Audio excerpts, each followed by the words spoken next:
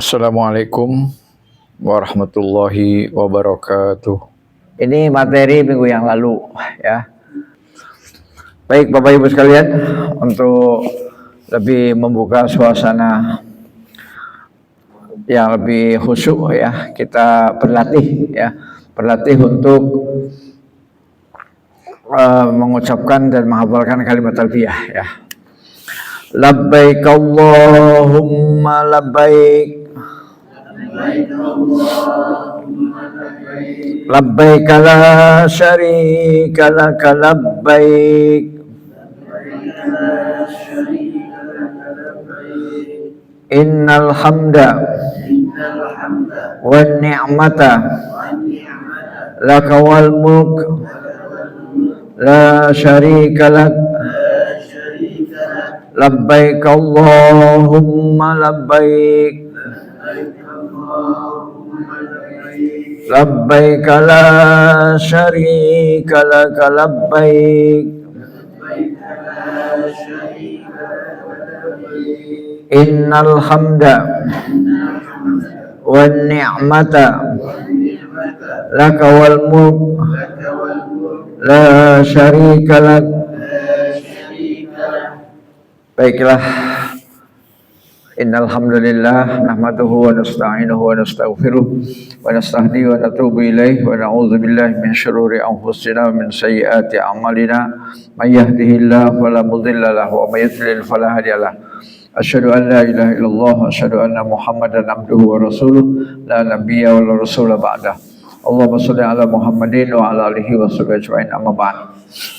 Bapak Ibu, tamu-tamu Allah yang insyaallah mudah-mudahan dimudahkan segalanya oleh Allah, baik pelunasan maupun visa bio maupun kesehatan dan juga manasik yang tidak kalah pentingnya. Alhamdulillah hari Sabtu yang lalu kita sudah bahas ini, yaitu hukum haji dan umroh. Dan sebenarnya hukum haji dan umroh hal yang sudah maklum ya, artinya hampir semua orang udah tahu lah bahwa haji itu adalah wajib ya, kecuali bayi yang baru lahir ya, dia nggak tahu ya. Kalau yang sudah pernah sekolah SD, SMP, SMA udah tahu bahwa haji itu adalah kewajiban. Kemarin sudah kita jelaskan landasannya adalah surat Ali Imran ayat 97 ya. Kemudian hadis Jibril itu malaikat Jibril yang bertanya kepada Nabi, yang bertanya tentang ajarkanlah kepadaku tentang Islam, kemudian tentang iman, kemudian ihsan ya. Kemudian Nabi menjelaskan ya bahwa Islam itu engkau bersyahadat, engkau sholat, engkau zakat, engkau puasa, engkau haji ya. Kemudian yang berkaitan dengan ini adalah cukup rukun Islam aja. Walaupun pertanyaan berikutnya ada tentang iman, tentang ihsan, tentang hari kiamat dan lain-lain ya. Kemudian sekali seumur hidup ya. Jadi inilah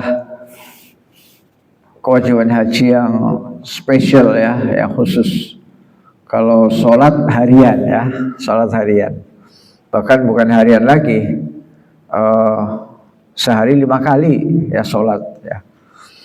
Kalau saum atau siam bulan setahunan ya, tahunan. Kemudian kalau Jumat seminggu sekali ya. Ini sekali saja seumur hidup, yaitu haji. Hadisnya riwayat Imam Abu Dawud, Imam Ahmad dan Imam Hakim ya. Nah, kalau kita nanti setelah pulang haji kemudian kita udah 5 tahun, 10 tahun, 12 tahun ingin berangkat lagi, maka hukumnya sunnah ya, sunnah. Kemudian yang ketiga adalah umroh. Umroh itu disebutkan dalam kitab ini Manhajul Muslim, yaitu hukumnya sunnah wajibah ya. Dia hakikatnya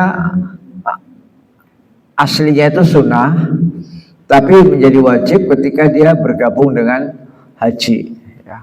Ketika kita misalnya memilih haji yang tamattu, maka berarti otomatis di dalamnya ada umrohnya ya. Jadi haji tamattu itu adalah haji yang diawali dengan umroh dulu ya. Jadi kalau kita memilih haji tamattu, maka tidak bisa kita nawar atau ngeyel, wah saya mau haji saja, saya gak mau umroh, gak bisa. Yang namanya haji tamattu itu umroh, kemudian istirahat, kemudian haji, ya. Itu satu paket ya. Nah, berarti kalau umroh dikaitkan dengan haji tamattu berarti wajib, ya, wajib. Ya. Makanya dikatakan sunnah wajib. Ya. Jadi ada kalanya sunnah, ada kalanya wajib. Ya. Ada kalanya sunnah ketika umroh itu berdiri sendiri, ya, berdiri sendiri di waktu tersendiri, ya. Pokoknya bebas lah, kapan saja kita bisa umroh. Nah itu sunnah. Kemudian untuk syarat haji dan umroh, yang pertama jelas ya, beragama Islam. Yang kedua adalah akalnya sehat. Jadi kalau masih gila nggak boleh haji. Nanti di sana bisa ngamuk-ngamuk, bisa teriak-teriak. Ya. Nah, ada sih 1-2 orang yang pikun Pak, ya. Umurnya udah di atas 65, di atas 70, di atas 80. Itu dipaksa oleh anaknya umroh. Akhirnya sampai di tanah suci, ya dia pengen pulang. Tolong pulang. Katakanlah misalnya dia aslinya orang Halim ya. Aku mau ke Tanjung Seneng, aku mau ke Pasar Tugu gitu ya. Jadi dia ada di Mekah tapi manggil tentang Tanjung Senang, Pasar Tugu, tentang Sukarame, Kedaton gitu ya. Perasaan dia itu masih di Bandar Lampung perasaannya. Nah itulah pikun atau linglung ya. Nah ini sebenarnya sudah nggak wajib lagi untuk umroh atau haji. Ya. Dan kasus seperti ini ada Pak. Ya. Bahkan sampai di hotel itu di Mekah itu dia menghilang Pak. Dia keluar hilang. Tuh susah nyarinya itu. Karena apa ya? Dia jalan aja jalan. Maka kalau ada yang bawa orang tua yang ya kalau bisa nggak usah dibawa lah, yang linglung, yang sudah mulai pikun itu kalau bisa jangan dibawa. Kita harus ngawasi 24 jam kayak bayi Pak, ya harus ngawasi 24 jam. Nah maka pentingnya berakal ya, sehingga kita kasih tahu kita ya diajak ngomong nyambung lah, Kalau yang namanya pikun kan diajak ngomong nggak nyambung, Pak. Sudah makan belum? Belum. Nah, padahal baru saja makan. Ya. Karena namanya gak nyambung. Ya. Kemudian yang ketiga balik ya. Jadi sudah lewat masa kanak-kanak. Dasarnya adalah hadis riwayat Imam Ahmad dan Imam Abu Dawud bahwa ada 3 golongan manusia. Ada 3 golongan manusia yang terbebas dari catatan hukum. Ya, artinya dia tidak terkena hukuman. Yaitu pertama orang gila sampai dia waras ya. Yang kedua orang tidur sampai dia terbangun, dan yang ketiga anak kecil sampai dia dewasa. Jadi anak kecil, orang gila, orang tidur itu dianggap satu level Pak, yaitu akalnya belum berfungsi sehingga semua perbuatannya tidak dianggap dosa dan juga tidak dianggap pahala. Tidak dosa, tidak pahala ya. Itu orang yang masih belum baligh ya. Kemudian yang ketiga adalah mampu ya. Man istata'a ilaihi sabila, memiliki kemampuan. Kemampuan itu pertama biaya untuk kita jalan Pak, untuk kita pribadi ya. Yang kedua biaya untuk keluarga yang ditinggal di rumah kita. Yang ketiga adanya kendaraan ya yang cukup memadai, nyaman. Kemudian yang keempat suasana kondisinya secara geopolitik aman ya, tidak ada peperangan, tidak ada perang dunia ketiga dan lain-lain ya, aman lah pokoknya aman. Nah kemudian rukun ya Pak ya, ini yang kemarin juga sudah kita singgung. Rukun haji itu 4 ya, rukun umroh berarti tinggal dikurangi 1 saja. Sebab haji dengan umroh itu dalam rukunnya yang membedakan hanyalah wukuf di padang Arafah ya. Kalau berihramnya sama berihram, kemudian tawafnya juga sama tawaf, dan sa'i juga sa'i sama. Nah yang membedakan di dalam umroh tidak ada wukuf ya, tidak ada wukuf di padang Arafah. Jadi rukun haji 4, rukun umroh 3 ya. Nah kemudian kemarin kita sudah membahas tentang berihram. Ya, berihram itu artinya kita sudah memulai memasuki serangkaian ibadah, ya. Jadi istilahnya sudah memasuki manasik, ya. Karena manasik itu sendiri adalah urut-urutan aktivitas ibadah haji atau umroh, itu urut-urutannya. Ini dulu, ini habis ini habis ini habis ini habis ini ya. Itu urut-urutannya itu namanya manasik, ya. Nah, yang kita lakukan hari ini adalah bimbingan, ya. Bimbingan, artinya bimbingan itu memberikan bekal lah, memberikan bekal ilmu, bekal apa namanya, pengetahuan, bekal pengalaman, ya, dan juga beberapa nasihat-nasihat ringan lah, ya. Itu namanya bimbingan manasik, ya. Kita ini sekarang sedang mengadakan bimbingan manasik sekarang ini. Nah, sedangkan manasik yang sesungguhnya itu nanti pada saat kita sudah mengucapkan labbaika Allahumma umrah. Pada saat kita sudah mengucapkan kalimat labbaika Allahumma umrah, berarti kita sudah resmi memasuki manasik.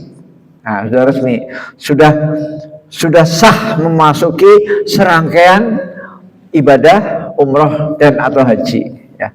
Maka diawali dengan berihram. Jadi awal dari umroh, awal dari haji itu adalah berihram, ya.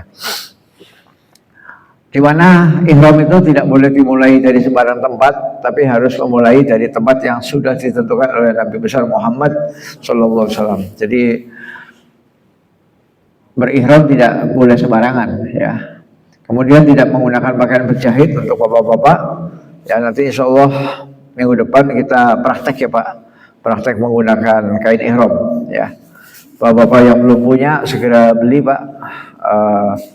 Walaupun nanti juga dapat dari bank, biasanya nanti dari bank biasanya dikasih waktu pelunasan.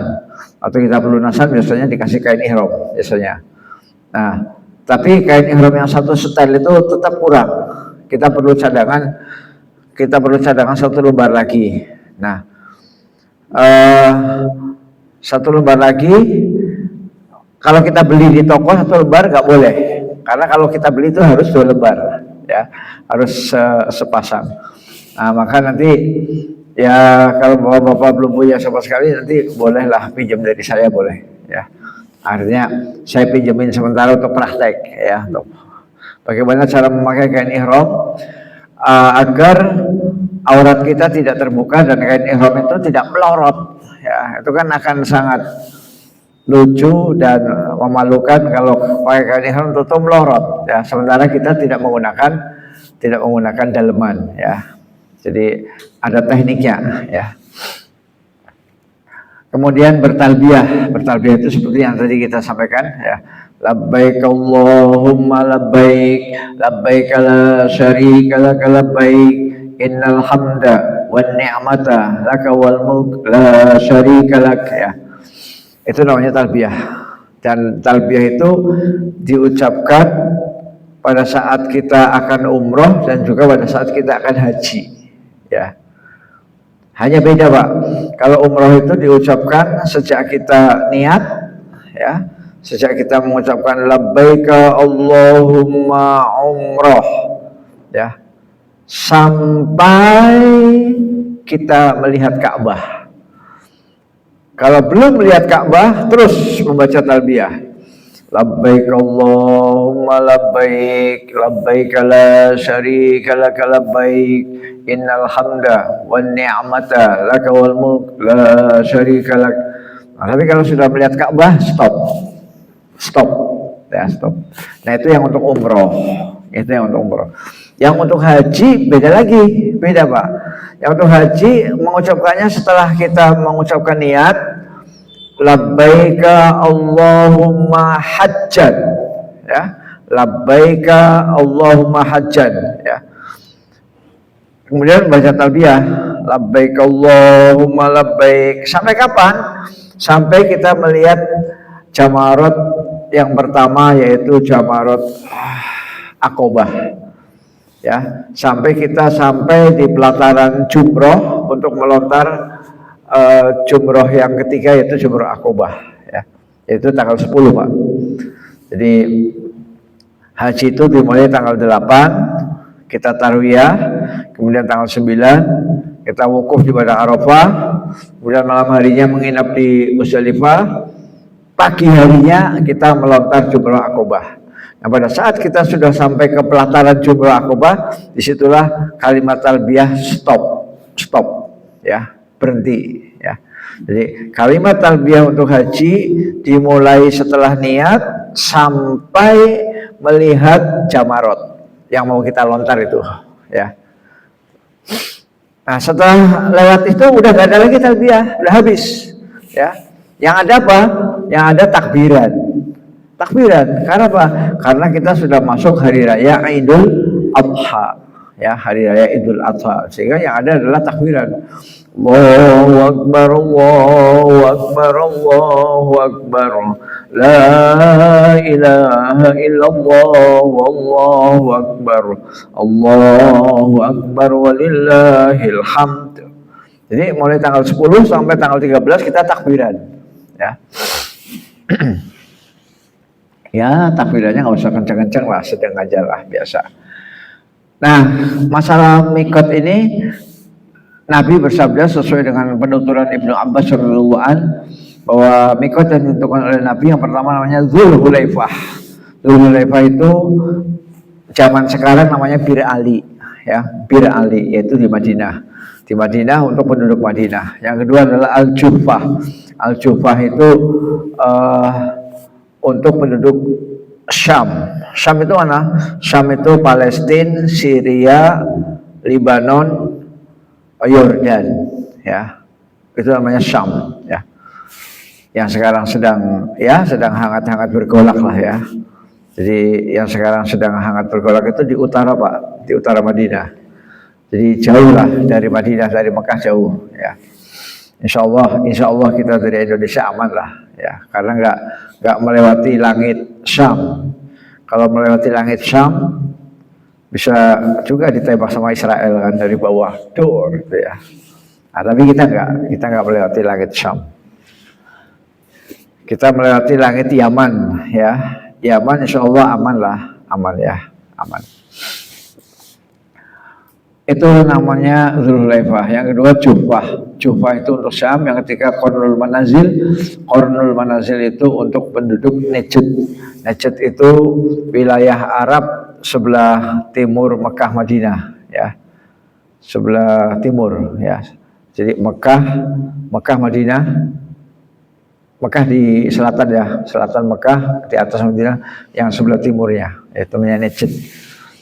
Kemudian Yalamlam bagi penduduk Yaman, ya. Nah, beliau bersabda, mikot tersebut adalah bagi penduduk setempat, bagi warga asli, ya, warga tempatan, ya. Bagi penduduk Madinah, bagi penduduk Syam, penduduk Najd, penduduk Yaman. Apakah hanya untuk penduduk setempat? Tidak, ya, tidak untuk penduduk setempat. Dan bagi orang-orang yang bukan penduduk setempat yang ingin melaksanakan haji dan umroh melalui daerah tersebut, seperti kita Indonesia. Kita kan bukan penduduk setempat kan? Kita bukan orang Madinah, kita bukan orang Syam, kita bukan orang Najd, bukan orang Yaman, kita orang luar, ya. Tapi ketika kita terbang atau jalan, kita melewati daerah tersebut. Nah, maka kita mengikuti daerah yang kita lewati. Ya, kalau misalnya orang Indonesia berarti Yalamlam atau Yaman. Jadi Yaman itu termasuk daerah yang dilewati oleh pesawat, Pak, Yaman. Ya. Nah, itu khususnya nanti untuk jamaah haji gelombang 2, ya. Karena gelombang 2 itu jamaah haji langsung ke Mekah. Itu gelombang 2. Kalau gelombang 1 jamaah haji ke Madinah dulu, ya, ke Madinah dulu. Nah, itu Madinah tuh. Kalau yang gelombang 1 ke Madinah dulu, maka mikotnya ikut orang Madinah, ya, ikut orang Madinah, yaitu di Bir Ali, ya. Jadi itu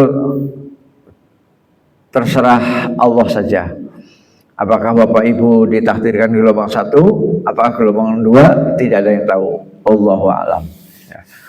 Tapi yang menentukan ya orang-orang Kementerian Agama, orang-orang pejabat lah, pegawai pemerintah nanti menentukan, oh rombongan ini gelombang 1, oh rombongan ini gelombang 2, itu mereka yang menentukan, ya, orang-orang Kemenak, ya.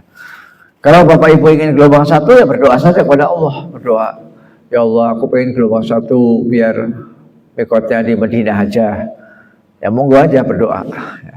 Kalau ya Allah saya terserah aja lah, mau gelombang 1 mau gelombang 2, yang penting saya selamat bisa menjalankan ibadah haji dengan baik, kemudian mabrur, nah, terserah. Apa perbedaannya gelombang 1 dan gelombang 2? Ada perbedaannya. Kalau gelombang 1 kan kita ke Madinah dulu, ya. Kalau kita ke Madinah dulu berarti kita belum terkait, ya, belum terkait dengan perumrohan dan perhajian, belum terkait. Kita seolah-olah seperti orang, seperti turis saja, seperti turis, ya, berkunjung ke kota Madinah, ya, kemudian ziarah ke Masjid Nabawi, ya kan, dan sholat 5 waktu, ya kan, kemudian kita sholat di Raudhah, kemudian kita lewat ke makamnya Nabi Muhammad, ya, sambil uluk salam, Assalamualaikum ya Rasulullah, ya, Assalamualaikum ya Rasulullah. Kemudian sampingnya makamnya Abu Bakar, Assalamualaikum ya Abu Bakar As-Siddiq.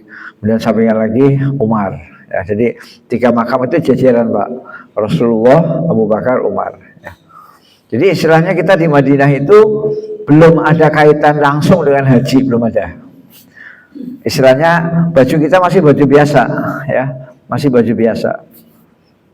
Nah, barulah nanti setelah di Madinah 8 hari, ya, yang orang-orang nyebut itu sholat apa itu namanya? Arba'in, ya, Arba'in, ya. Dan itu Arba'in itu kan tidak wajib, ya. Cuma memang istilah Arba'in ini kadang perlu kita luruskan juga, ya. Arba'in itu artinya 40. Kata Arba'in itu artinya 40. Yang saya tahu dari hadis-hadis bahwa 40 di situ maksudnya 40 hari, ya, bukan 40 waktu, ya. Kalau 40 waktu itu cukup 8 hari, ya, 8 hari cukup. Jadi 8 kali 5 waktu berapa? 40 kan, itu namanya 40 waktu. Nah, itu disebut Arba'in. Nah, padahal kalau yang saya pahami yang sesuai dengan hadis bahwa Nabi pernah bersabda, barang siapa yang sholat 40 hari, 40 hari, bukan 40 waktu, bukan 40 waktu, sholat 40 hari di awal waktu, ya, berjamaah di masjid, tidak ketinggalan takbiratul ula, tidak ketinggalan takbir pertama imam, ya, tidak ketinggalan takbir pertama imam, 40 hari terus ke masjid, ya, maka dia akan diberikan 2 pembebasan. 1 akan dibebaskan dari sifat munafik, yang kedua akan dibebaskan dari siksa kubur, ya. Jadi akan bebas dari siksa kubur, akan bebas dari sifat munafik. Nah, itulah Arba'in, yaitu 40 hari. Nah, sedangkan yang sering didengung-dengungkan orang di mana-mana itu adalah Arba'in itu 40 waktu. Nah, yang 40 waktu itu saya belum ketemu dalilnya, ya. Kalau 40 waktu kan cukup 8 hari kan? Cukup 8 hari. Nah, itu. Nah, jadi kita di Madinah 8 hari, Pak. Kita di Madinah 8 hari. Setelah selesai 8 hari di Madinah, ya tentu di Madinah itu ada city tour. City tour itu apa? City tour itu ya tamasya, jalan-jalan, ya, rehlah, ya, piknik, ya, piknik, ya, mengunjungi makam Uhud. Makam Uhud itu makam para syuhada Uhud, ya, di Bukit Uhud. Yang zaman dulu pernah terjadi namanya perang Uhud. Perang Uhud itu perang kedua. Kalau perang pertama kan namanya perang Badar, ya. Perang kedua perang Uhud, di mana di Bukit Uhud itu terjadi pertempuran antara orang Islam dan orang kafir. Kemudian orang Islam banyak yang gugur, banyak yang meninggal, ya. Nah, kemudian dimakamkanlah di pelataran dekat Bukit Uhud. Nah, biasanya jamaah umroh itu biasanya diajak ke situ. Inilah bapak-bapak, ibu-ibu, makam syuhada Uhud, ya. Dulu di sini terjadi pertempuran, kemudian pasukan Rasulullah yang pemanah ada di bukit kecil, ya, bukit kecil namanya Jabal Rumah, ya, bukit kecil khusus pasukan pemanah itu, ya. Kemudian umat Islam sudah menang. Rasulullah berpesan kepada yang pemanah di bukit itu, bukit kecil itu, tolong kamu jangan turun, ya, jangan turun, dan di atas saja. Nah, tapi karena melihat di bawah sudah menang, sudah pada beres-beres rampasan perang lah, ya. Kan rampasan perang itu kan menarik hati kan. Kalau zaman sekarang ada Alphard, ada Pajero, ada laptop, wah, ada macam-macam. Kalau zaman sekarang, kalau zaman dulu ya nggak kayak gitu, nggak. Akhirnya yang di atas bukit itu tergoda nggak sabar. Akhirnya turunlah ke bawah. Nah, turunnya pasukan pemanah ke bawah itu diketahui oleh pemimpin perang orang Quraisy, orang kafir, yaitu Khalid bin Walid. Karena diketahui, akhirnya pasukan orang kafir yang masih tersisa, dia muter ke belakang, kemudian menyerang pasukan pemanah tadi dari atas. Nah, sehingga kaum muslimin banyak yang gugur, ya, banyak yang syuhada. Nah, itu kisah perang Uhud, ya. Nah, biasanya ibu-ibu nanti di Madinah itu diajak city tour, ya. Jadi jalan-jalan di sekitar kota Madinah, diantaranya yaitu ke Bukit Uhud. Kemudian city tour yang kedua biasanya di Masjid Quba, ya, yaitu masjid yang pertama kali dibangun oleh Rasulullah pada saat baru hijrah. Jadi pada saat Rasulullah baru hijrah, maka masjid yang pertama kali dibangun bukan Masjid Nabawi, bukan, tapi Masjid Quba. Nah, city tour ke Masjid Quba ini istimewa, Bu, istimewa. Apa istimewanya? Catat baik-baik, jangan sampai lupa, ya. Catat baik-baik, jangan sampai lupa. Jadi kita, kata Nabi, barang siapa yang dari rumah, dari hotel sudah berwudu, sudah bersuci, ya, sudah berwudu, sudah bersuci, kemudian kita jalan menuju Masjid Quba, kemudian sholat 2 rakaat di masjid itu, maka dia akan mendapatkan pahala sama dengan pahala umroh, ya. Hanya sholat 2 rakaat di Masjid Quba, pahalanya sama dengan pahala umroh. Itu ziarah, berkunjung ke masjid perdana, masjid pertama yang dibangun oleh Nabi ketika Nabi baru saja datang dari hijrah. Kan hijrah itu dari Mekah kan, Pak? Dari Mekah hijrah menuju ke kota Madinah. Nah, waktu itu namanya bukan Madinah, waktu itu namanya Yathrib, ya, Yathrib. Jadi itulah keutamaan sholat 2 rakaat di Masjid Quba, pahalanya sama dengan umroh, ya. Dengan syarat dari hotel, dari rumah dalam keadaan berwudu, ya. Jadi jangan wudunya di Masjid Quba, jangan, ya. Ya, kecuali kita di jalan udah berwudu di jalan atau buang angin, ya, itu udah lain, ya. Itu mudah-mudahan bisa dimaafkan. Kemudian biasanya yang ketiga, kalau zaman haji saya yang dulu itu ada berkunjung ke percetakan Al-Quran. Nah, nggak tahu kalau sekarang. Sekarang mungkin enggak kali ya, karena di samping mungkin jamaah hajinya terlalu banyak, kemudian ya pokoknya manajemennya mungkin susah kali ya. Kalau kami dulu ada berkunjung ke percetakan Al-Quran. Di situ ada bangunan, di dalamnya banyak mesin, ya. Dan konon kabarnya yang kerja di percetakan Al-Quran itu orang hafiz Quran, ya, hafiz Quran, semuanya hafiz Quran, ya. Karena untuk mengontrol ini kurang huruf apa enggak, oh ini kurang huruf, oh ini kurang, jadi kan yang tahu kan hafiz Quran kan. Kalau yang orang biasa kan, oh pokoknya nyetak aja gitu. Kalau yang hafiz Quran diteliti. oh ini kurang alif, oh ini kurang lam, oh ini kurang titik, gitu kan.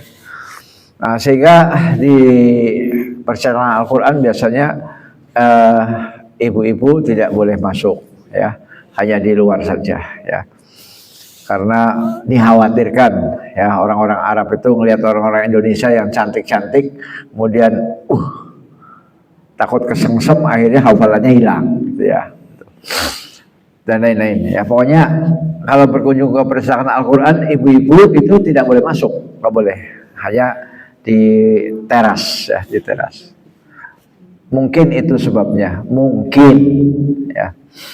Perbedaan antara gelombang 1 dengan gelombang 2, kalau gelombang 1 kan kita ke Madinah dulu, ya, bajunya masih baju biasa, nggak terikat dengan apa-apa.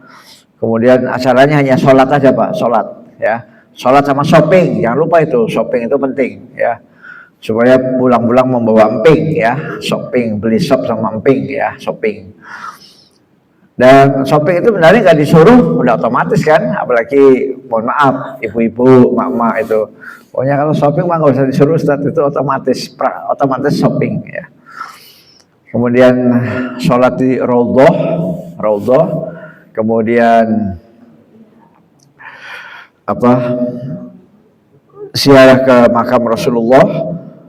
Di situ ziarahnya itu hanya beberapa detik Pak, hanya beberapa detik. Kenapa saya katakan beberapa detik? Karena nggak boleh lama-lama di situ.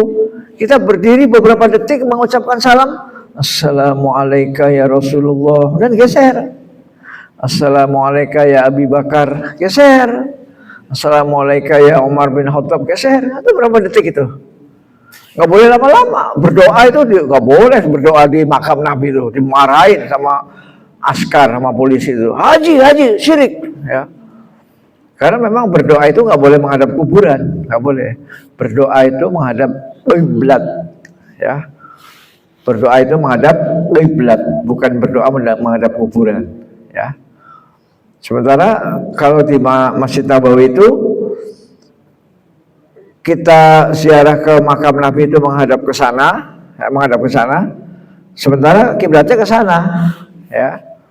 Jadi kalau mau berdoa ya kita putar balik 180 derajat, ya.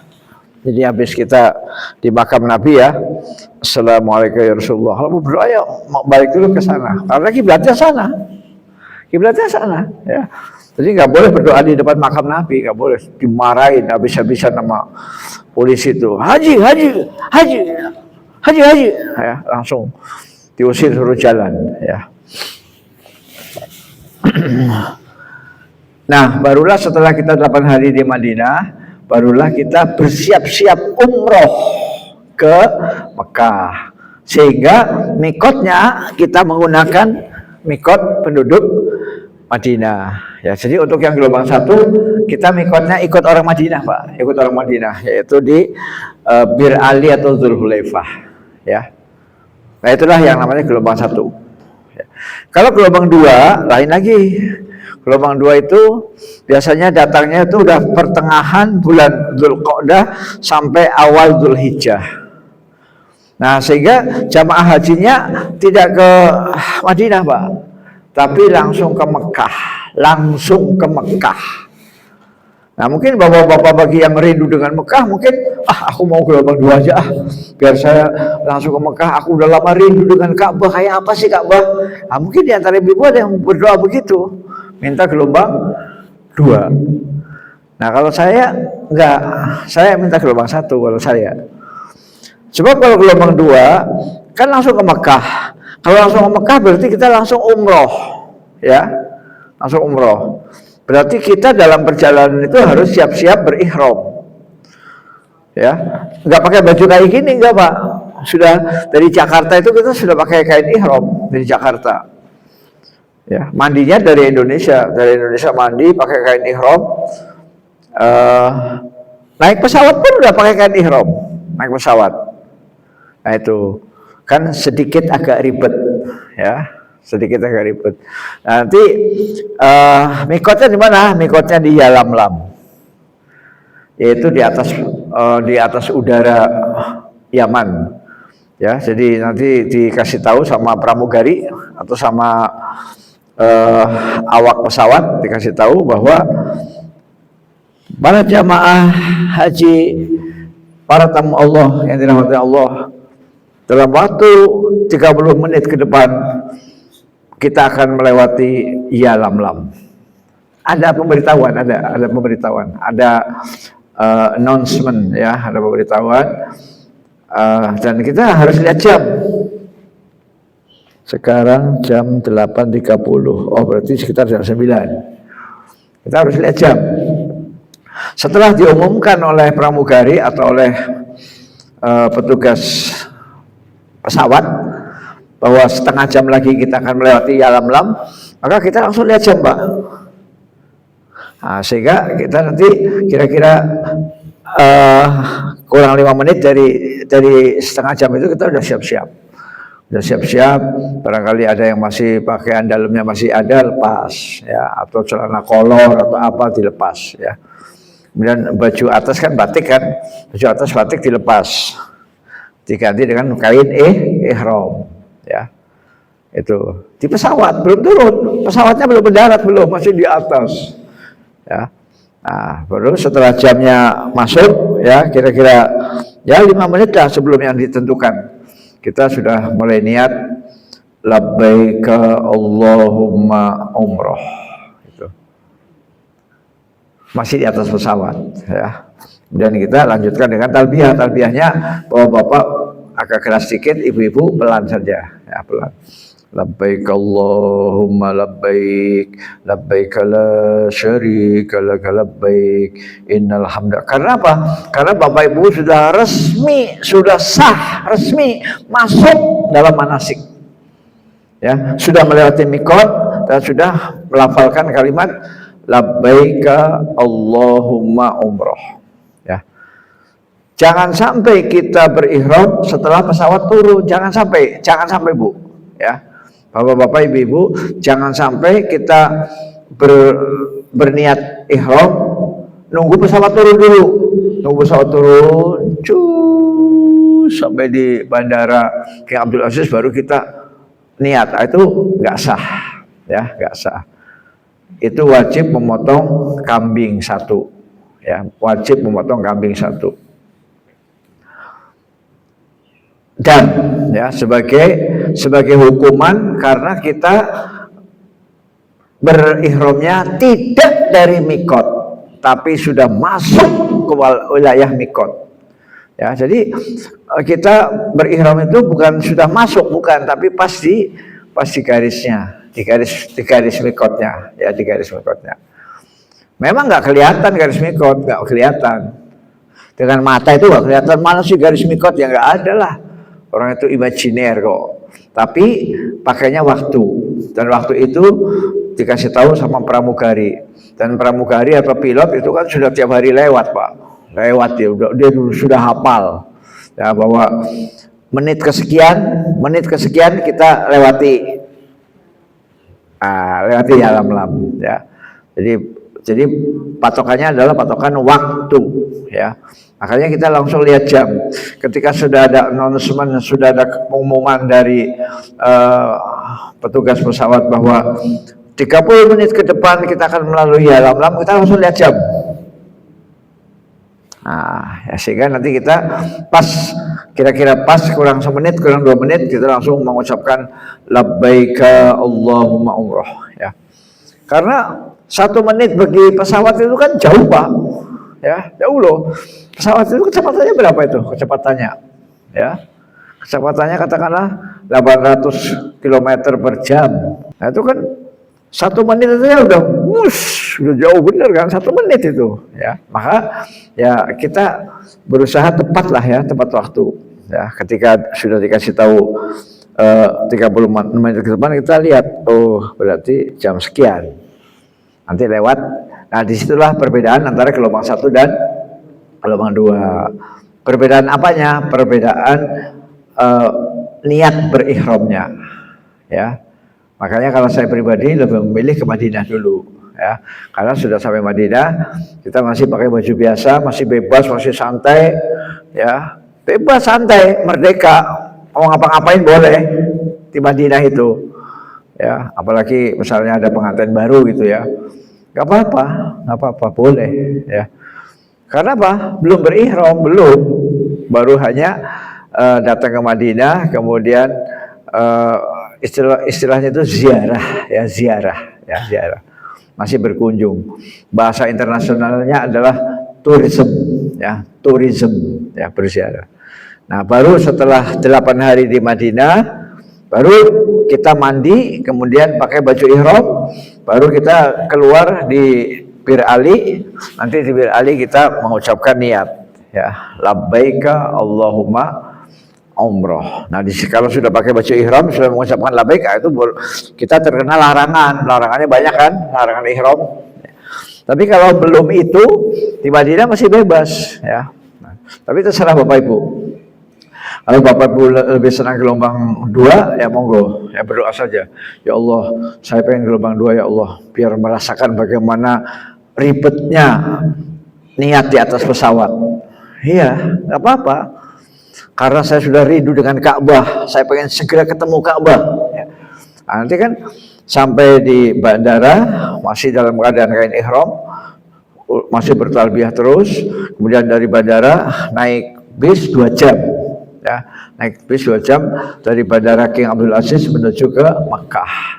Di Mekah langsung dapat kunci hotel, kemudian koper masukin ke hotel, kemudian kita langsung jalan ke Mekah, ke Ka'bah, ke Masjidil Haram untuk melakukan umroh. Ya. Nah itu, makanya yang penting untuk kita Indonesia, mikotnya ada 2. Untuk kita Indonesia, mikotnya ada 2. Kalau nggak ya lam, Bir Ali. Ya. Kalau gelombang 1, berarti di Bir Ali.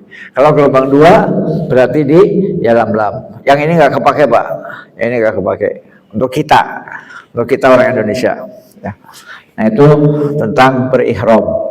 Nah kemudian larangan ihram ini banyak benar, Pak, larangan ihram. Makanya kalau orang sudah berihram itu harus hati-hati menjaga jangan sampai melanggar larangan ihram. Itulah beratnya ihram di situ. Ya.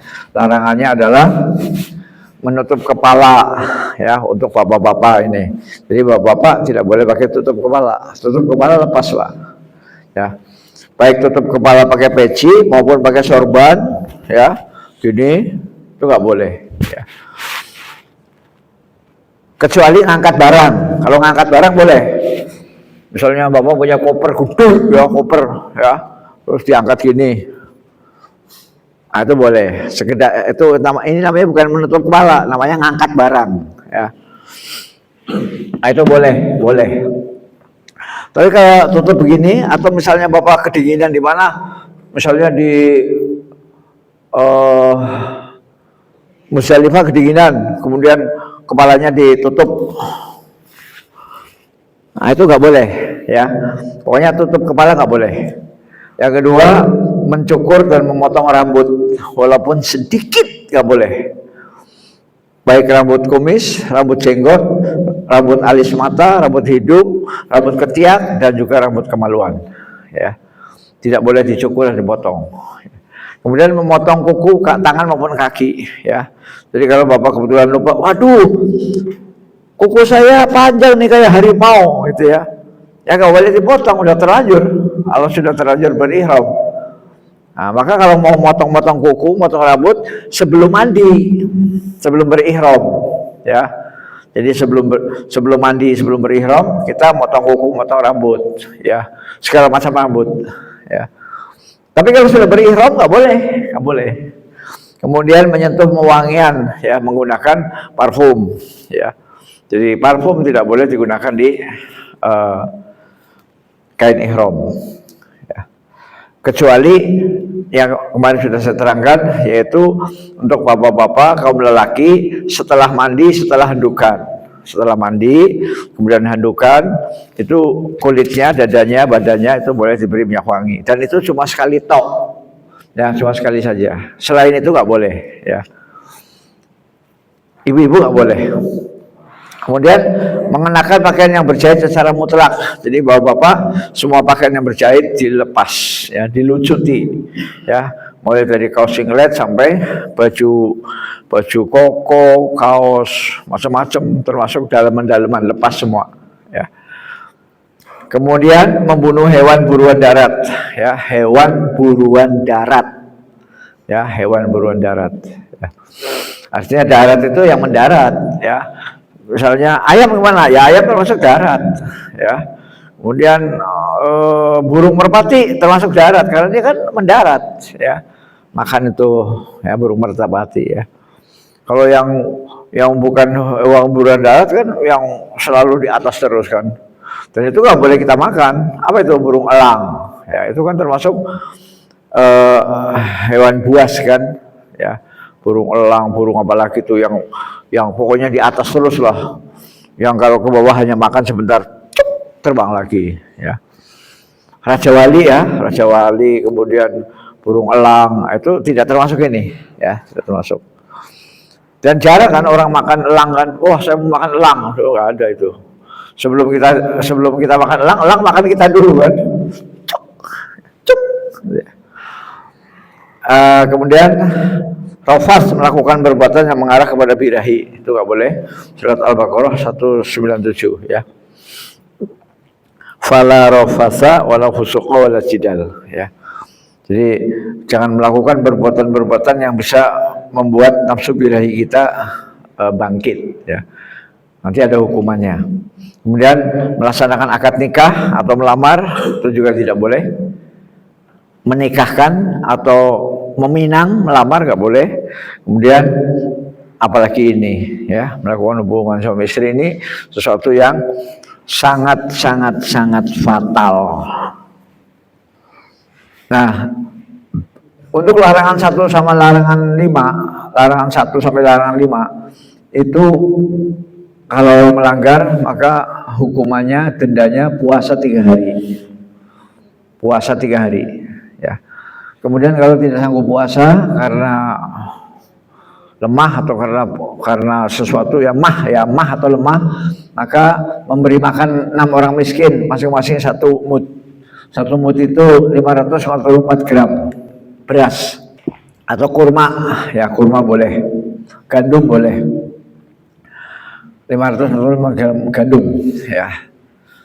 Kalau nggak sanggup, maka yang ketiga yaitu menyembelih seekor kambing, ya.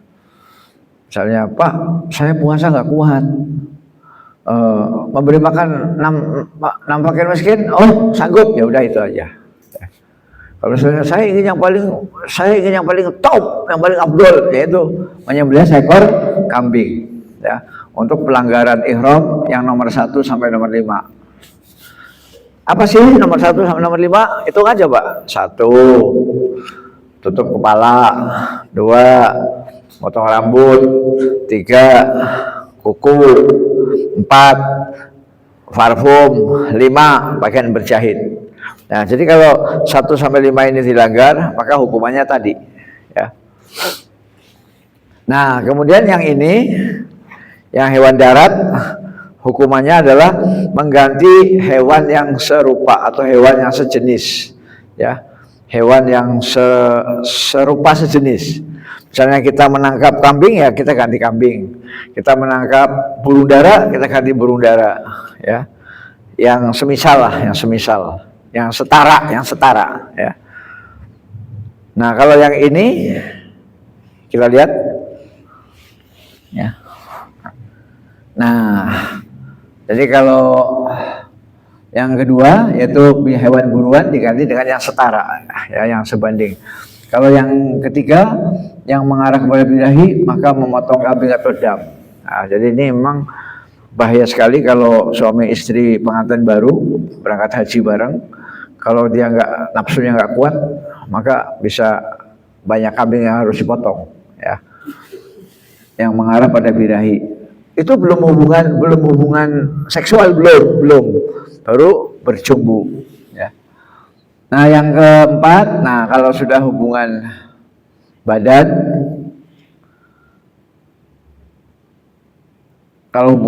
itu sudah fatal ya. Dia harus motong onta paling dipotong, bukan kambing, onta ya. Harganya lumayan loh Pak, ya lumayan lah, minimal ya mungkin sekitar 15 juta lah ya. Kemudian hajinya batal, hajinya tidak sah, batal. Namun meskipun hajinya batal, dia harus meneruskan ibadah hajinya sampai selesai. Harus ikut orang-orang lah, ikut orang-orang melontar jumroh, bermalam di Musdalifah, harus ikut. Tapi hajinya nggak sah, ya nggak sah dan harus diulang di tahun-tahun yang akan datang. Ya, mengqadha hajinya pada tahun-tahun yang akan datang. Jadi begitu Pak, potong onta, hajinya batal, harus di qadha tahun-tahun yang akan datang. Kemudian hajinya harus dituntaskan sampai selesai. Gak boleh, berhubung aku sudah terlanjur hubungan badan, udahlah saya mau tidur aja, gak boleh, tetap melanjutkan ya. Nah kemudian kita lanjutkan dengan tawaf.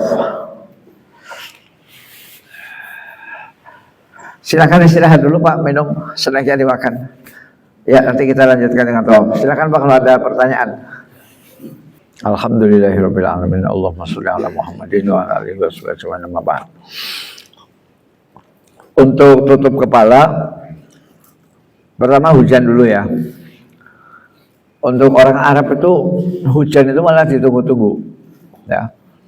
Pernah di Arab itu setahun nggak pernah hujan, pernah Pak. Nggak pernah hujan setahun itu. Keringnya kayak apa Pak? Kering banget.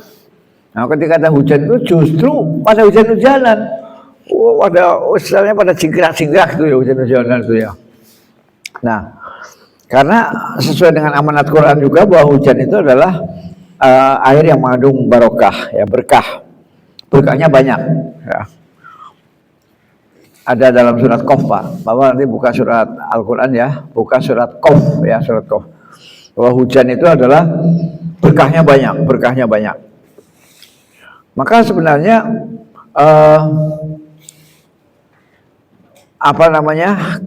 tidak harus mengorbankan kita melanggar itu ya.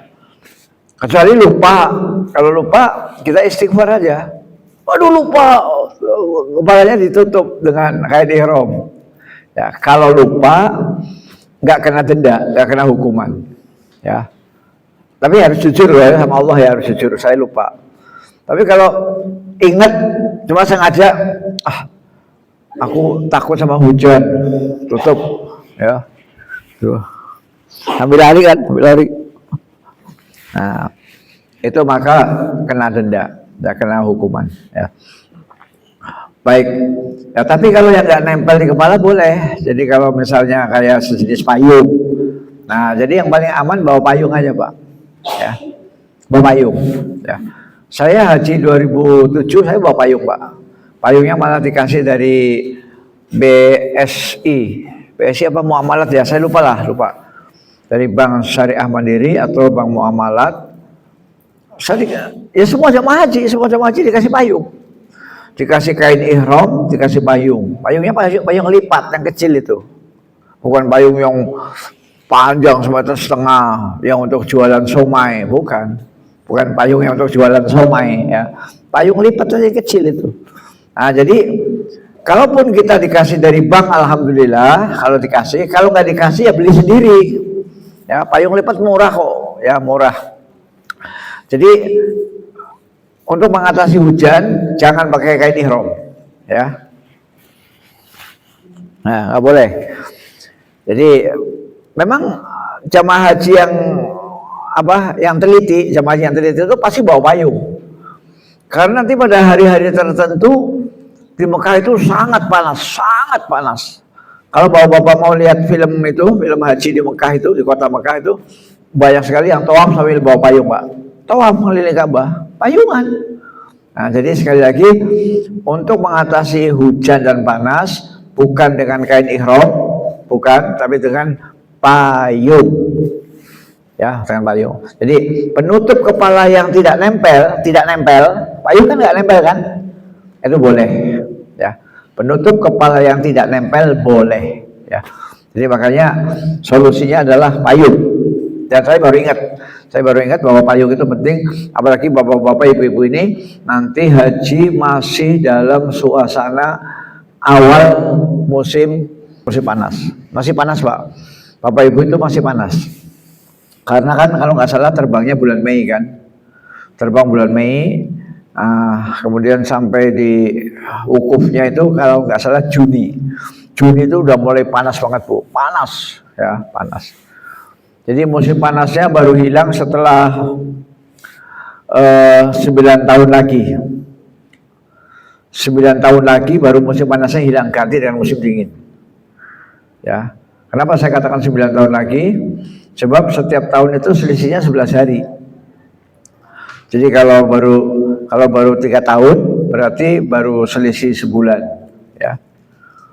Misalnya jamaah haji yang tahun kemarin, ya kita tanya aja lah. Kita tanya sama yang kemarin haji tanya, kamu wukufnya bulan apa? Saya wukufnya bulan Juli. Nah, maka ibu-ibu juga masih bulan Juli, masih. Paling kalaupun mundur Juli awal, ya. Tapi masih judulnya masih Juli, masih panas. Tapi kalau sudah 3 tahun baru ganti bulan. Oh, saya nanti hajinya insya Allah 2026 atau 2027. Nah, itu berarti wukufnya sudah mundur sebulan, ya. 9 tahun.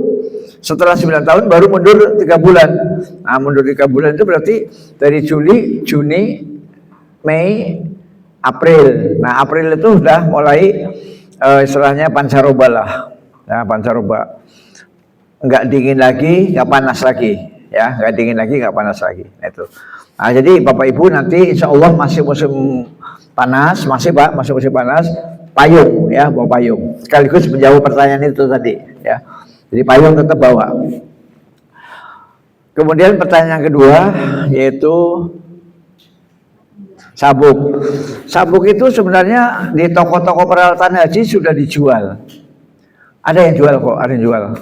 Dan harganya nggak begitu mahal, kalau nggak salah sekitar 30.000 lah, ya.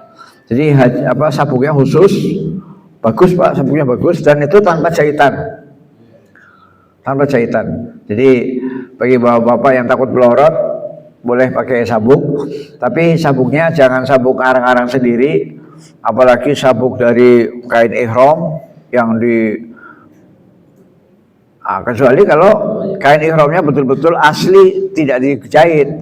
Kain ihram digunting aja, kemudian diikat kayak kita ngikat pohon lah begitu. Itu boleh. Nah, tapi kalau kain ihramnya dibuat sedemikian rupa, dijahit dulu segala macam, nggak boleh, ya.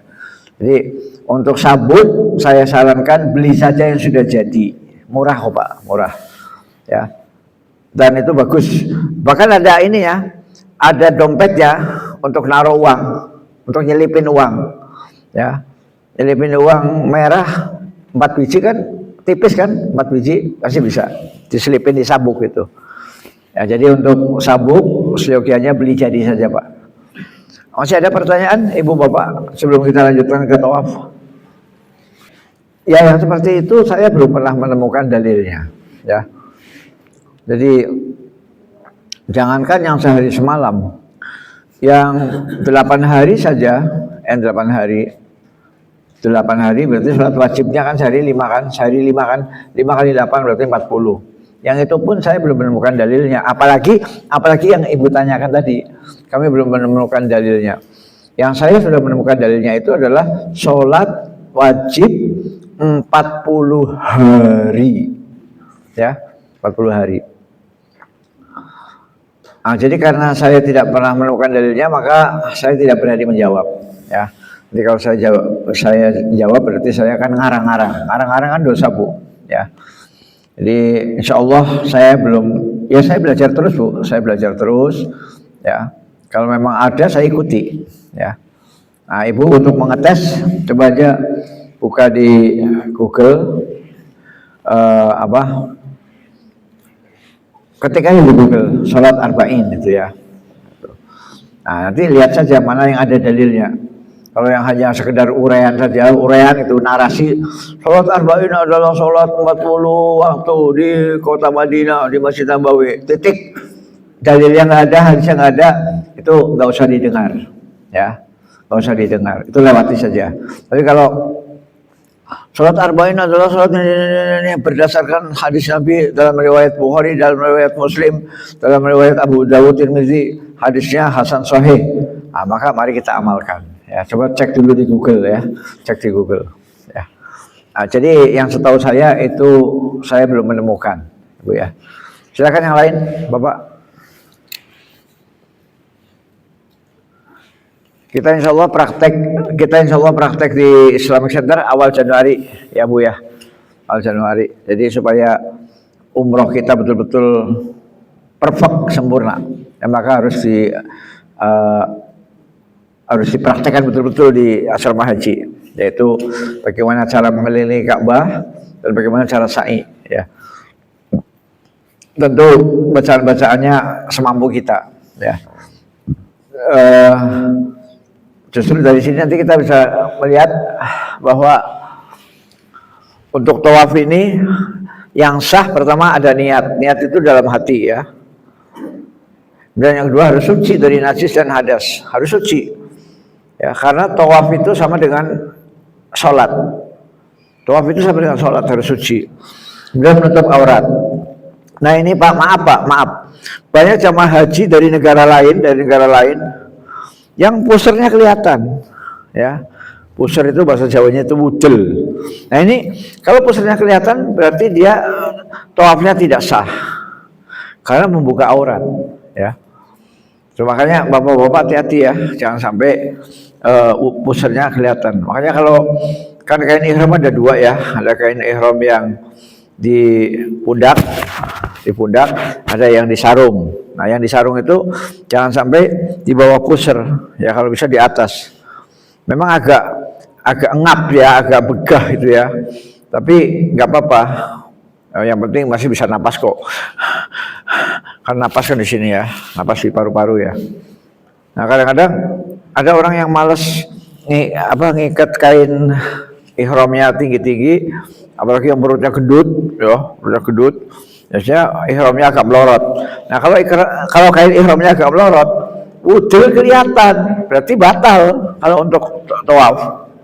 Untuk tawaf batal itu, karena ini adalah syarat sah ya.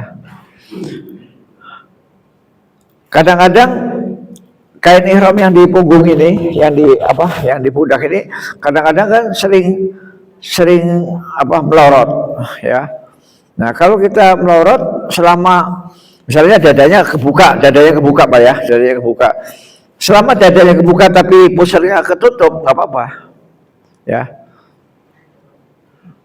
Dada kebuka, nggak apa-apa, nggak dosa nggak. Tapi puser harus ketutup, syarat. Nah, tapi kalau dari puser ke bawah itu nongol, itu nggak sah. Nah, jadi niat suci menutup aurat. Kemudian dilakukan harus di dalam Masjidil Haram Baitullah, ya. Walaupun jaraknya agak jauh dari Ka'bah, nggak apa-apa. Artinya Ka'bahnya masih kelihatan itu loh. Oh, itu Ka'bah. Ya, dan kita masih ada di dalam Masjidil Haram. Kan Masjidil Haram kan gede Pak ya, luas ya. Jadi kalau kita tawafnya sudah nggak ke bagian tempat, waduh di bawah tuh udah penuh. Kita tawafnya agak jauh itu sah ya, walaupun jauh itu sah. Cuma capek ya, karena apa? Karena kan namanya lingkarannya lebih gede Pak. Ya, lingkarannya lebih gede ya. Jadi lebih capek. Kalau pas di depan Ka'bah kan enak, lingkarannya kecil Pak, kecil itu lingkarannya. Saya mengelilingi Ka'bah itu cuma 6 menit, tapi di bawah ya 6 menit, sekali putaran 6 menit. Jadi kalau 7 kali putaran 6 kali 7, 42 menit ya, 42 menit itu nggak sampai sejam, nggak sampai. Oke lah maksimal 1 jam lah, maksimal. Tapi kalau kita tawafnya di lantai 2, lantai 3, ya, yang lingkarannya itu jauh, ya, nah itu bisa 1,5 jam. Tawaf itu bisa 1,5 jam. Ya, jadi yang penting masih dalam Masjidil Haram. Kemudian Ka'bah harus di sebelah kiri. Ka'bah harus di sebelah kiri kita, ya. Jadi nggak boleh, maka di dalam tawaf itu nggak boleh nengok-nengok. Kalau nengok-nengok begini, khawatirnya sebelah kiri kita bukan Ka'bah, tapi sebelah kiri kita orang, ya. Jadi pokoknya posisi Ka'bah itu harus sebelah kiri kita, ya. Jadi misalnya Ka'bah itu tembok ini ya, tembok ini, maka posisinya begini, ya. Jangan sampai begini kita, ya. Jangan sampai begini, ya. Maka tetaplah berjalan lurus melingkari Ka'bah, berlawanan dengan arah jarum jam, kemudian posisi Ka'bah harus sebelah kiri, ya, sebelah kiri. Kemudian putarannya 7 kali, diawali dari Hajar Aswad, ya, dan diakhiri di Hajar Aswad.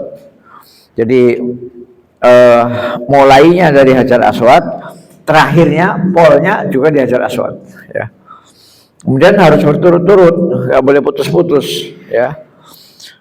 Terputus boleh apabila darurat. Darurat itu contohnya apa? Misalnya buang angin, ya, buang angin harus wudu dulu, karena kan syaratnya harus suci dari hadas. Kalau misalnya kentut, buang angin, maka harus berwudu dulu. Di mana wudunya? Wudunya di Masjidil Haram itu banyak, ya. Tinggal kita tanya orang Arab atau polisi di mana tempat wudu, ya. Kemudian nanti kita ditunjukin banyak tempat wudunya banyak. Kita nggak usah keluar masjid, ya. Kalau keluar masjid itu kan kalau mau BAB, ya, mau kencing. Tapi kalau hanya wudu, kita masih dalam masjid, Dan Bapak Ibu di sana tidak perlu ketakutan. Kenapa? Selama Ka'bah masih kelihatan mata, maka itu berarti masih aman, ya. Misalnya, oh itu Ka'bahnya situ, ya udah tinggal datang aja Ka'bah. Kemudian cari Hajar Aswad, ya, untuk menambah kekurangan tadi. Misalnya di sini terputus, ya. Kita baru dapat 4 putaran, tahu-tahu kentut, ya. Atau nggak kedengaran tapi terasa bes gitu, ya, nggak bunyi tapi terasa bes gitu, ya. Maka tadi kita baru 4 putaran, berarti kan kurang 3 karena terputus ini. Kita wudu dulu kan, wudu. Nah setelah wudu kita cari Ka'bah. Oh itu Ka'bah, langsung aja kejar Ka'bah, ya. Pokoknya selama masih kelihatan Ka'bah aman, ya. Kecuali aduh Ka'bahnya udah jauh, itu baru Bapak boleh sedih. Selama masih di Masjidil Haram, itu Ka'bah itu pasti kelihatan, pasti, karena dia kan di tengah, ya. Nah, selama masih kelihatan, oh itu Ka'bah, ya. Ya udah tinggal dikejar aja, lurus aja, jalannya lurus sampai Ka'bah, baru kita cari Hajar Aswad, ya. Hajar Aswad untuk memulai lagi, tapi tidak dari nol, tidak, tapi untuk menambah kekurangannya. Tadi baru 4 kan, berarti kurang 3. Nah, jadi mulai lagi dari Hajar Aswad untuk nambah 3, ya, nambah 3. Nah, untuk memulai dari Hajar Aswad, ya kita lihat saja tanda-tandanya. Kan Ka'bah itu kan kotak, ya. Ka'bah itu kan kotak, ya. Jadi kalau misalnya Hajar Aswadnya di sini, ya, maka nanti di sini ada tiang berikutnya. Nah, tiang yang terakhir ini sebelum Hajar Aswad, tiang ini namanya Rukun Yamani. Nah, di Rukun Yamani nanti ada bacaannya khusus, Rabbana atina fid dunya hasanah wa fil akhirati hasanah wa qina adzabannar. Nah, untuk mencari Hajar Aswad ini bisa kita ketahui dari jauh, bisa juga kita ketahui dari tembok, ya, tembok yang ada lampu neon hijau, ya. Jadi, dan itu cuma 1, Bu, ya. Tembok Masjidil Haram itu kan melingkar, Bu, ya, melingkar tuh, ya kan, Masjidil Haram kan gede, ya. Nah, nanti di temboknya dilihat mana yang ada lampu hijau, lampu neon. Nah, kalau di situ ada lampu hijau, berarti itu nanti kalau ditarik garis lurus, maka lurus dengan Hajar Aswad, ya. Misalnya ini Hajar Aswad di sini, ya. Maka nanti neon hijaunya ada di tembok situ tuh. Nah, tembok itu. Gak mungkin ini Hajar Aswad, neonnya dari sana, nggak mungkin. Ya. Ini Hajar Aswad di sini, kemudian neonnya sebelah sana, lampu hijau, nggak mungkin, pasti segaris, ya. Jadi begitu. Jadi setelah terputus, waduh, baru dapat 4 putaran, tahu-tahu kentut, bus, ya. Kita wudhu dulu, ya. Kemudian setelah wudhu datang lagi ke Ka'bah, lihat aja dari jauh, oh itu Ka'bah, langsung datangi tengahnya, nggak perlu takut, ya. Kenapa? Ini rumah Allah. Kita tamu, Allah tuan rumah. Gak mungkin tuan rumah itu akan menzalimi atau menyiksa kita, gak mungkin. Pasti di situ aman, enak, nikmat, ya. Aman, enak, nikmat, ya. Jadi datang saja Ka'bah, oh itu Ka'bahnya, wah kita lurus saja, lurus sambil nanti kalau sudah dekat betul sambil ngeliatin temboknya. Mana tembok yang ada lampu hijaunya? Oh itu temboknya. Berarti kita sampai ke tembok itu dulu, tembok yang ada lampu hijau, ya.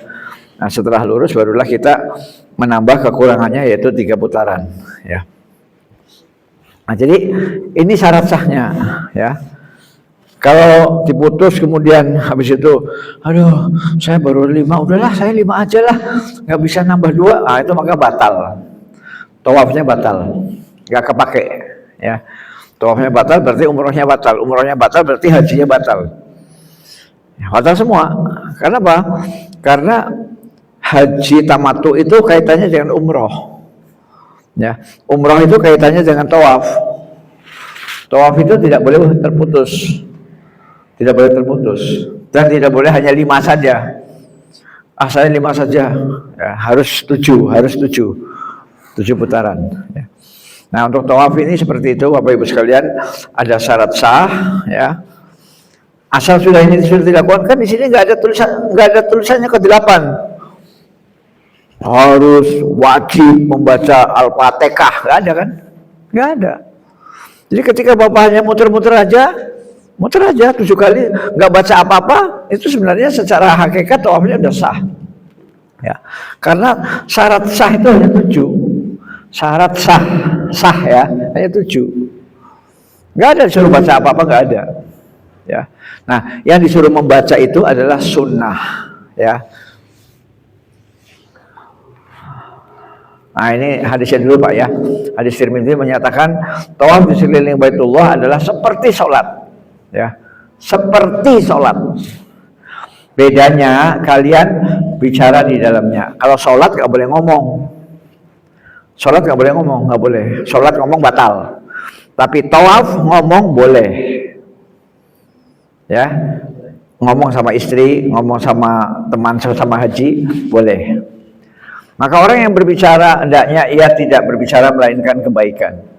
Jadi kalau kita tawaf sebaiknya bicaranya yang baik-baik, ya. Nah bicara yang baik itu apa? Ya perbanyak zikir lah, ya. Subhanallah, alhamdulillah, wa la ilaha illallah, Allahu akbar. Dan diselingi misalnya mau nanya kepada kawan, mas kita udah berapa putaran? Boleh, hanya begitu. Kita udah 3, oh iya ya 3 ya, berarti kurang 4 ya? Iya kurang 4. Ya, jadi bicara yang baik, ya. Jangan bicara tentang judi online, togel, pemilu, pilkada, capres, itu nggak usah bicara-bicara gitu. Bicaranya yang baik-baik saja, ya.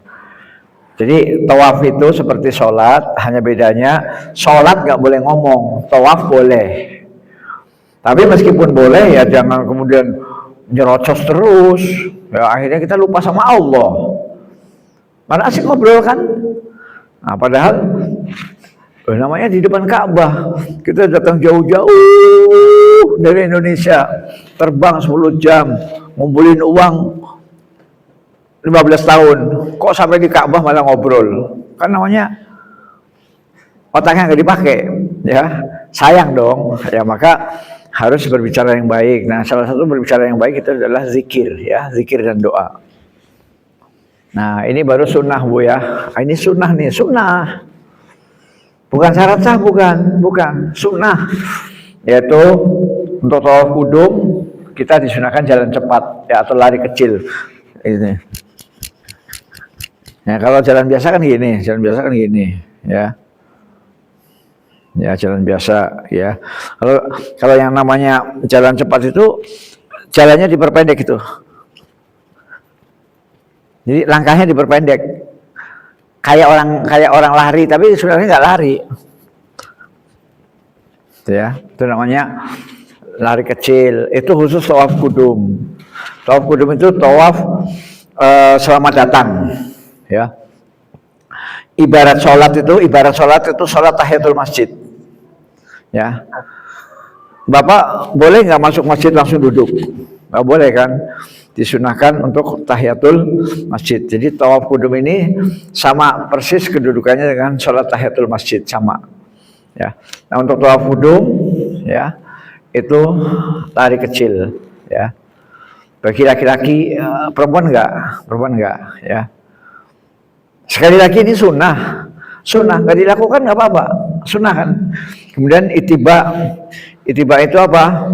Pundak kanan terbuka untuk laki-laki, ya. Jadi khusus untuk tawaf itu pundak kanan terbuka. Jadi nanti kan kalau yang rapat kan begini, kalau yang rapat ya. Kalau yang rapat kan begini. Nah, begini kan. Ini kan rapat kan. Nah, kalau yang itiba berarti pundak kanannya terbuka. Berarti ini diturunin, ya. Kemudian ditaruh di bawah ketek, dan diginiin. Nah, ini namanya itiba. Jadi itiba ini khusus untuk tawaf. Sekali lagi ini sunnah. Nah, kalau orang nggak begini ya jangan dimarah. Wih, kamu tawafnya nggak sah. Siapa bilang nggak sah? Sah. Cuma dia tidak dapat pahala sunnah, ya. Karena itiba ini termasuk sunnah. Nah, begini. Jadi kalau sudah 7 putaran, kembali lagi Pak, kembali lagi seperti ini, kembali rapat. Ya, kembali rapat begini. Kalau sudah 7 putaran. Jadi selama 7 putaran itiba, ya. Kemudian mencium hajar aswad bisa memungkinkan. Nah, ini kenapa saya tulis sudah memungkinkan, karena sulitnya luar biasa, ya. Bukan hanya sulit, bisa jadi kita kepencet badan kita remuk, ya. Kepencet gini, get, ya, sama orang-orang Afrika, sama orang-orang Rusia, sama orang-orang Irak. Orang Irak tinggi-tinggi Pak, orang Irak itu tinggi-tinggi, ya, sama orang Sudan. Orang Sudan itu tinggi. Orang Indonesia itu paling kecil, kerempeng. Nah kalau sampai kepencet gini, krek, nanti kan dada kita bisa remuk, ya. Jadi mendingan nggak usah, ya. Ini nggak usah lah, ya. Nggak usah, sangat berat, ya. Mungkin di antara orang 1 juta satu lah yang bisa mencem-mencem aswad ini, ya.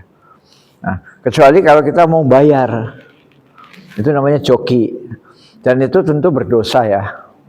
Masa di depan Ka'bah kita hanya untuk mencium hajar aswad kita harus bayar, ya. Ada jokinya. Orang Indonesia juga, tapi saya nggak sebutkan provinsinya, ya. Kalau saya sebutkan provinsinya nanti ada yang tersinggung, ya. Ada joki, ya. Orang Indonesia nanti ngasih jalan, ayo bu, 100 real gitu, ya. Jadi kalau udah mencium hajar aswad, nanti kita harus ngasih uang ke dia 100 real. Kan sayang Bu. Pertama sayang 100 real, yang kedua itu baru bisa dilaksanakan dengan kita menyikut kiri kanan, dan itu di depan rumah Allah, masa pakai transaksi jual beli, ya. Alangkah najisnya itu kan. Nah kadang-kadang saya berpikir, kok pemerintah Arab seperti acuh tak acuh gitu loh, pemerintah Arab itu kan dia tiap hari melihat begini orang berdesak-desakan mencium hajar aswad ini. Nah, orang Arab ini otaknya jalan apa enggak gitu loh. Harusnya kan, loh kasihan ya. Oh kalau gitu gini, saya kasih jalur, antri 1 kilo. Tapi pasti saya antri 1 kilo, antri Pak, tapi pasti bisa mencium hajar aswad, ya. Walaupun antrinya sekilo lah. daripada berdesak-desakan, ya, melihatnya kasihan Pak. Ada yang berjalan di atas kepala orang, ada yang jalannya di atas kepala orang kayak berenang itu. Terus pokoknya kasihan bener lah. Nah jadi ini kita nggak usah lakukan, ya. Kita hanya berdoa saja, mudah-mudahan pemerintah Arab nanti punya cara bagaimana supaya orang bisa mencium Hajar Aswad tapi antri, ya.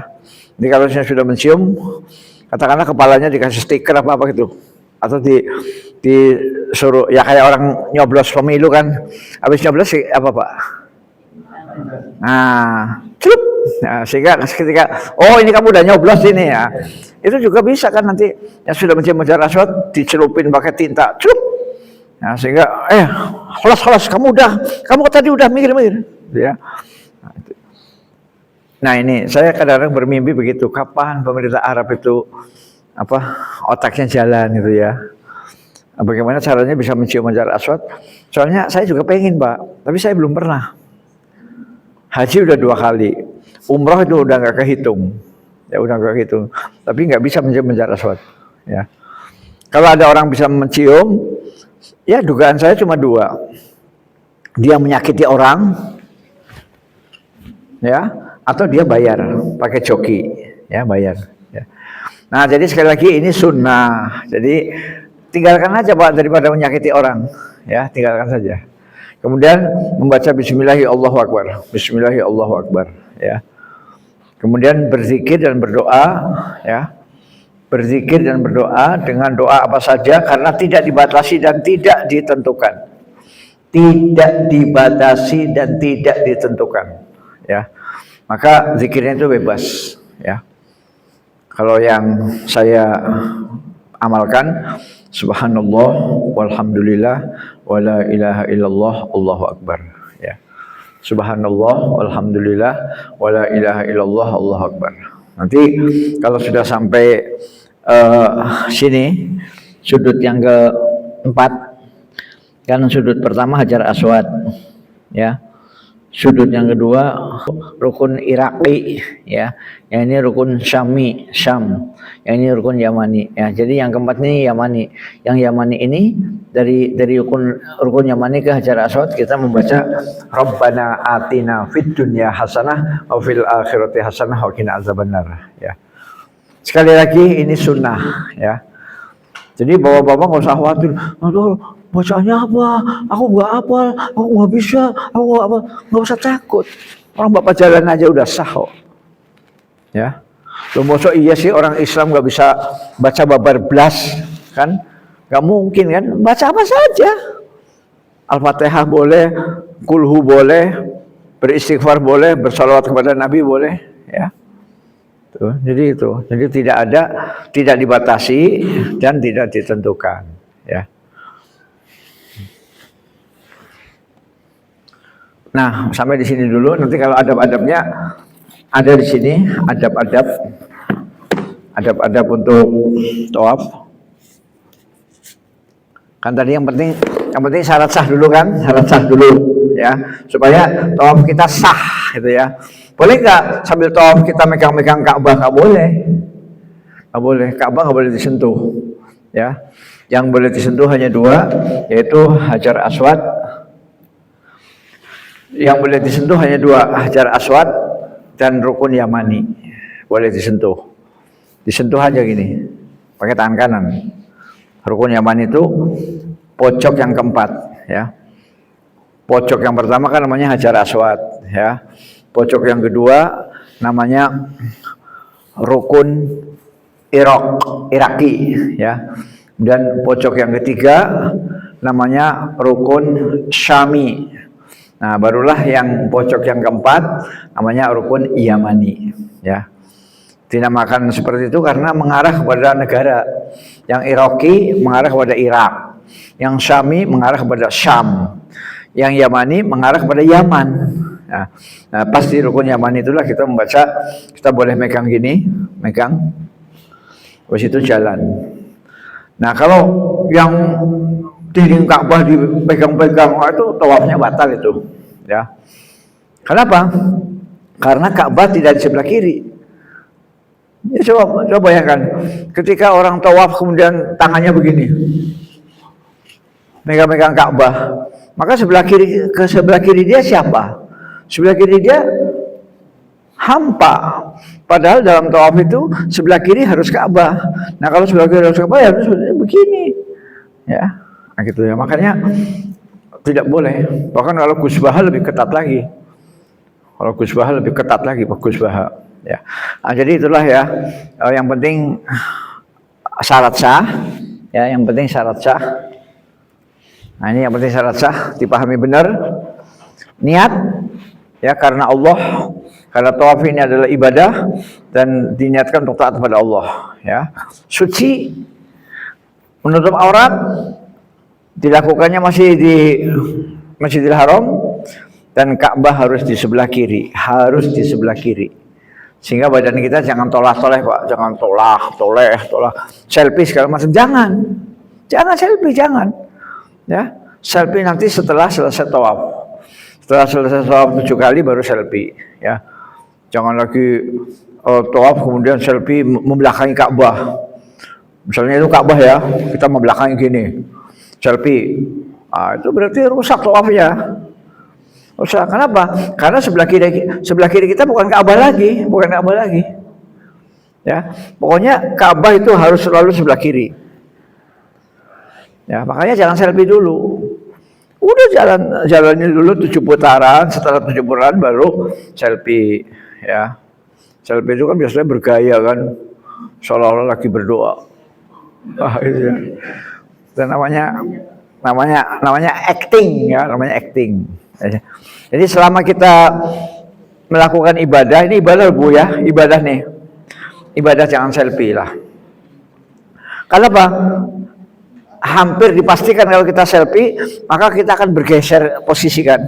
Nah, ketika kita bergeser posisi, berarti Ka'bah bukan sebelah kiri. Bisa jadi Ka'bah di depannya, bisa jadi Ka'bah di belakangnya, ya. Nah itu. Jadi itu. Ini yang penting syarat ini dilakukan, kemudian 7 kali putaran, diawali dari Hajar Aswad, diakhiri dari Hajar Aswad, dan berturut-turut kecuali ada halangan. Nah, yang ini sifatnya sunnah ya, sebodoh-bodohnya orang Islam, masa nggak ada sih zikir yang bisa dibaca, ya. Kalau nggak bisa, baca aja Allahu Akbar, Allahu Akbar, Allahu Akbar, Allahu Akbar, Allahu Akbar, Allahu Akbar, Allahu Akbar. Masa raiso, masa Allahu Akbar, ya kan?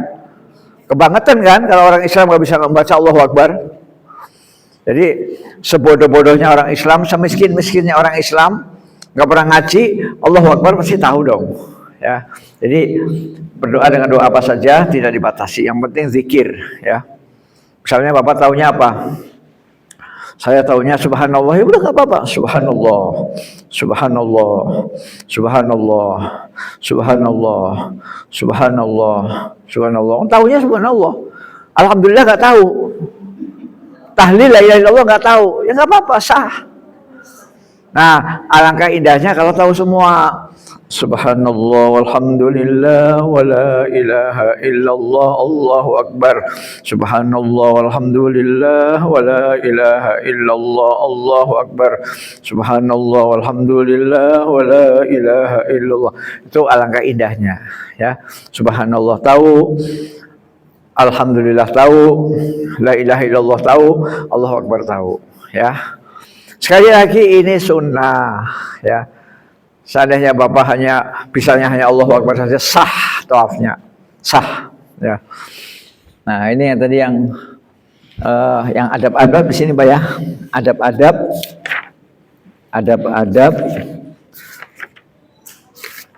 Nah, saya hanya 4, adab itu ada 4.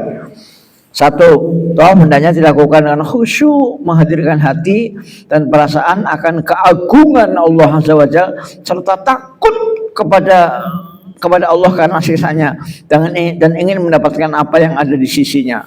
Jadi kalau ibu mampu menghadirkan dalam perasaan, ya, dalam perasaan bahwa mengagungkan bahwa ya Allah, Engkau Maha Agung, Maha Besar ya Allah, saya takut ya Allah kepadamu ya Allah. Saya insya Allah pulang dari sini, saya nggak mau berbuat dosa lagi ya Allah. sambil menangis. Itu bagus, itu termasuk adab, ya.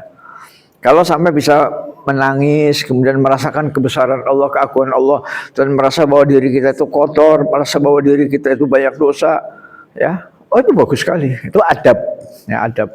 Yang kedua, orang yang sedang melaksanakan tawaf hendaknya tidak berbicara kecuali yang sangat diperlukan, dan jika berbicara pun hendaknya ia berbicara dengan yang baik berdasarkan sabda Rasulullah, ya. Jadi kalau kita ingin tawafnya sempurna, berbicaralah seperlunya saja. Seperlunya saja. Kalau nggak perlu, udah lawan bicara nggak usah dijawab. Ya. Kalau misalnya nanya, lu kemarin nyoblos apa? Itu ya, nggak usah jawab. Ya, lagi tawaf kok nanya nyoblos apa? Ya. Nggak usah dijawab. Pokoknya kita khusyuk subhanallah, walhamdulillah, wala ilaha illallah, Allahu Akbar. Ya. Jadi berbicara seperlunya. Yang ketiga, tidak boleh menyakiti orang lain dengan perkataan maupun perbuatan. Ya, tidak boleh menyakiti orang lain dengan perkataan atau perbuatan, karena menyakiti orang Islam merupakan suatu yang dilarang, apalagi dilakukan di Baitullah. Jadi selama kita tawaf ya, keliling itu jangan sampai dorong-dorong orang. Cepet sih, lambat amat, cepet sih, jangan, ya, jangan. Udah pokoknya jalani aja, ya. Nah, misalnya kita didorong orang dari belakang, kita jangan membalas, jangan. Udah biarin aja. Dia nanti dapat poin sendiri dari Allah yang dorong-dorong kita. Dan yang sering begitu itu orang-orang dari Afrika, Bu. Orang dari Afrika itu setelah tawaf 7 kali, Bu, ya. Setelah 7 kali kan mau keluar itu dia gitu, ya. Jadi kita itu kesenggol tersenggol. Atau kadang-kadang mereka nyalip kita, Bu, kita nyalip. Ya nyalipnya kalau sopan mending, ada orang nyalipnya tuh, tahu-tahu kita kesenggol. Nah itulah yang sering membuat suami istri berpisah, karena disalip sama orang Afrika yang tenaganya kuat. Meskipun dia itu mama ibu-ibu, tapi hebat orang Afrika itu, tenaganya kuat, ya. Terus kalau mereka mau keluar, itu mereka gandengan, Pak. Mereka gandengan, tangannya gini. Sehingga mereka nyambung itu kayak rantai nyambung. Nah, kita biasanya kaget gitu. Kita kaget. Nah, ketika kita kaget, udah kita maafkan aja, ya. Jangan sampai dibalas. Jangan menyakiti. Yang terakhir, orang yang melakukan tawaf hendaknya memperbanyak zikir, doa dan sholawat, ya. Zikir, doa, sholawat, itu adab, ya. Adab itu ya sesuai kemampuan kita, ya. Bukan wajib, bukan sunnah, tapi adab, ya. Namanya di rumah Allah kan, masa kita nyikut-nyikut orang, kemudian nginjak kakinya orang. Kamu ini kok deket sama saya, kakinya diinjak gitu, jangan, ya. Nginjak kaki, nyikut, dorong, jangan. Kita disakiti, biarin aja, nggak apa-apa, ya.